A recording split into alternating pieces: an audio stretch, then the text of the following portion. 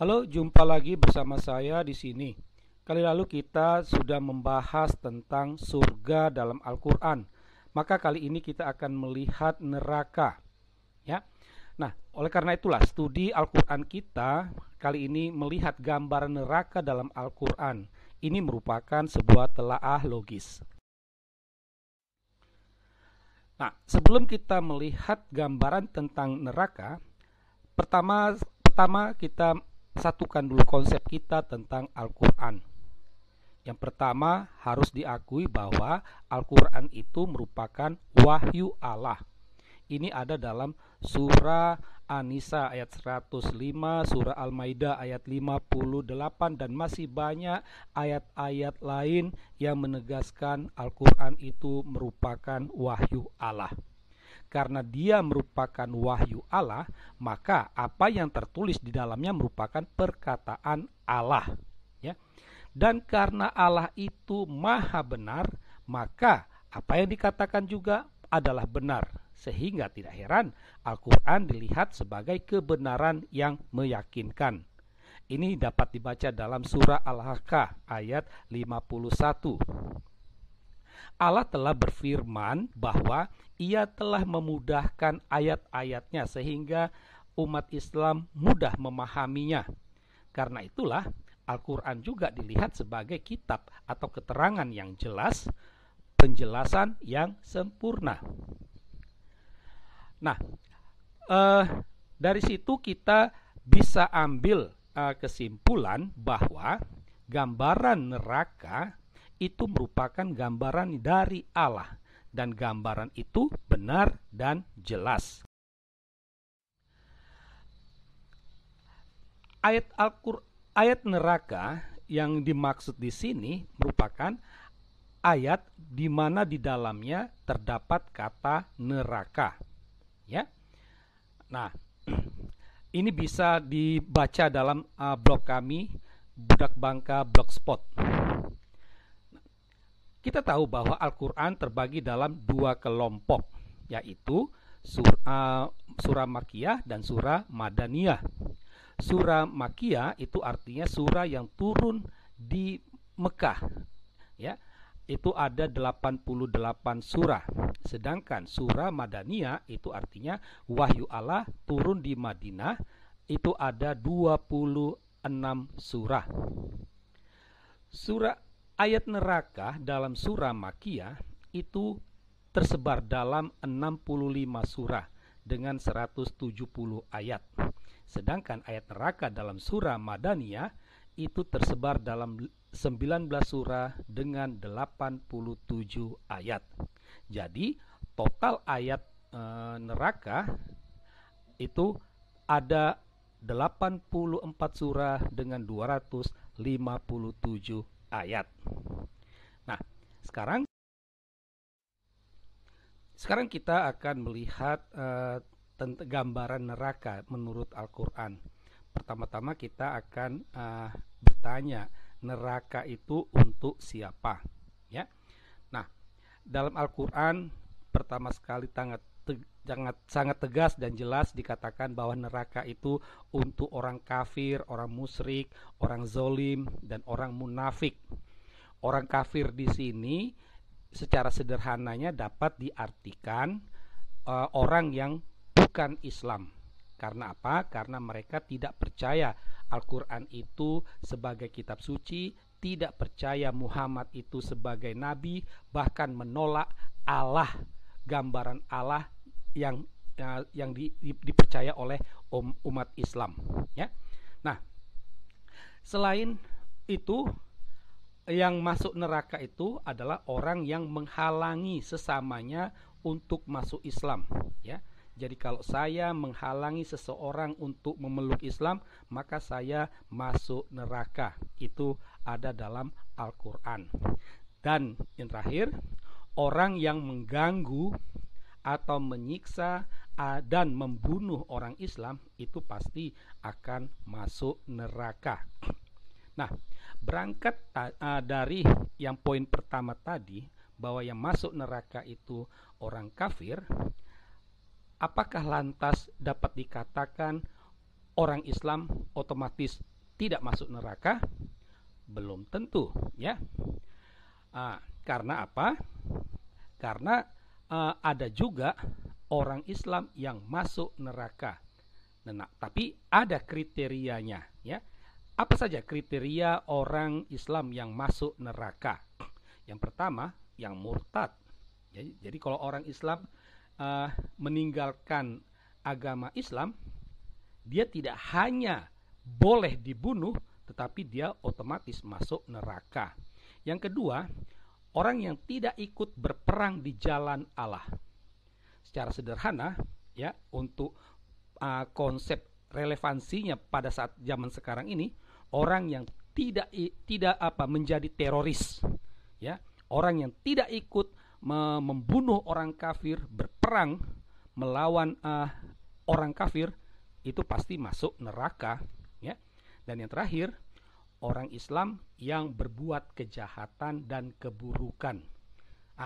Inilah orang-orang ini semuanya, baik yang Islam maupun yang tidak, itu akan masuk neraka, ya. Jadi sekalipun orang kafir, sekalipun orang musyrik, sekalipun orang zolim, orang munafik, senantiasa berbuat baik, berbuat amal, mereka tetap masuk neraka. Itu ada dalam Al-Quran. Nah, dalam Al-Quran, neraka itu juga mempunyai bentuk-bentuknya, ya. Jadi tidak hanya satu rupa saja, tetapi berbagai macam, ya. Setidaknya dikatakan bahwa neraka itu bertingkat-tingkat, ya.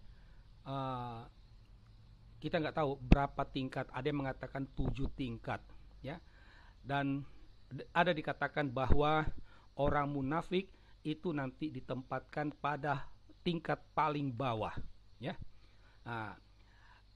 Neraka itu juga dia bangunannya mempunyai ruangan yang sempit dengan 7 pintu, ya. Jadi kita agak sulit juga kita membayangkan bangunan dengan ruang sempit dengan 7 pintu. Seperti apa bangunannya tidak dijelaskan, hanya Allah mengatakan demikian. Nah, neraka itu selalu diidentikan dengan api yang bernyala dan membara, ya. Gambaran api yang bernyala dan membara ini beraneka macam. Bahannya dikatakan manusia dan batu. Manusia yang dimaksud sini adalah orang kafir, ya. Jadi orang kafir itu menjadi bahan baku neraka, api neraka. Nah, nyala apinya itu sangat besar dan sangat panas, ya. Itu. Jadi sepanas api yang ada di dunia, neraka jauh lebih panas lagi, ya. Nyalanya sebesar dan setinggi istana. Istana siapa yang dimaksud tidak jelas, tetapi Allah menyatakan demikian. Dan nyala apinya itu tidak pernah padam, karena dikatakan ketika dia mau padam karena manusia batunya sudah habis, Allah menambahkan lagi manusia orang kafirnya itu. Model seperti itu. Ada bunyi desis dan gemuruh yang mengerikan. Nah, inilah gambarannya api neraka yang bernyala dan membara. Dari sini dapat dikatakan neraka itu merupakan bentuk teror dan untuk menakutkan. Nah, kalau tadi dikatakan bentuk neraka itu bertingkat-tingkat, maka kita bisa dikatakan juga neraka itu memiliki jenis-jenisnya, ya. Setidaknya ada beberapa jenis neraka, misalnya neraka jahanam, ya, neraka jahim, neraka sangar, hawiyah, hutama. Setiap neraka ini ada penjaganya, ya. Setiap neraka itu ada penjaganya, dan penjaganya itu adalah malaikat dengan wajah yang keras dan kasar. Ya, itu digambarkan dalam Al-Quran, ya. Nah, dapat dipastikan bahwa neraka itu merupakan tempat untuk menyiksa. Menyiksa siapa? Menyiksa orang kafir tadi, orang yang suka mengganggu orang Islam dan lain sebagainya, ya. Nah, Seperti apa bentuk siksaan tersebut? Ya. Orang yang masuk di sana, dia hidup dalam lautan api. Dia masuk ke sana dengan berlutut, ya. Dia diseret-seret, dahi, lambung, dan punggungnya itu disetrika. Dia seperti dipanggang, ya. Dikatakan bahwa ketika dipanggang itu seperti kita memanggang daging itu, jadi dibolak-balik gitu.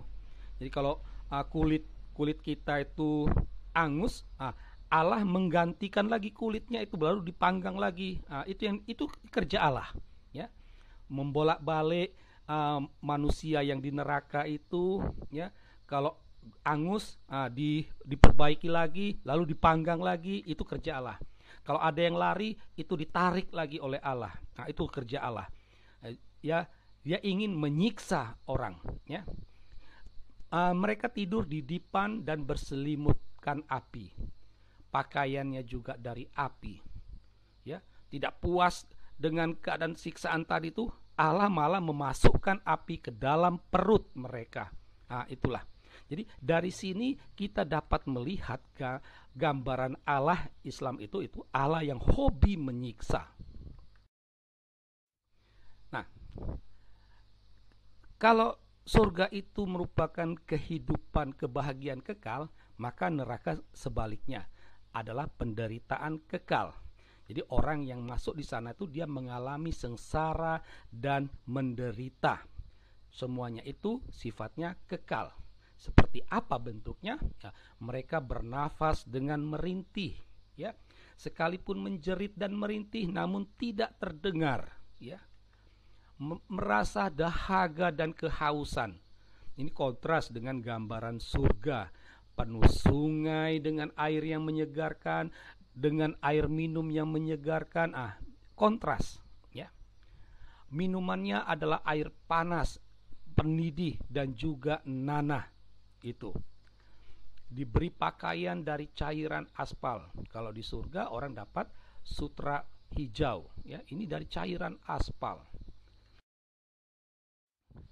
Nah, dari uraian tersebut kita sampai pada catatan akhir, ya, tentang neraka.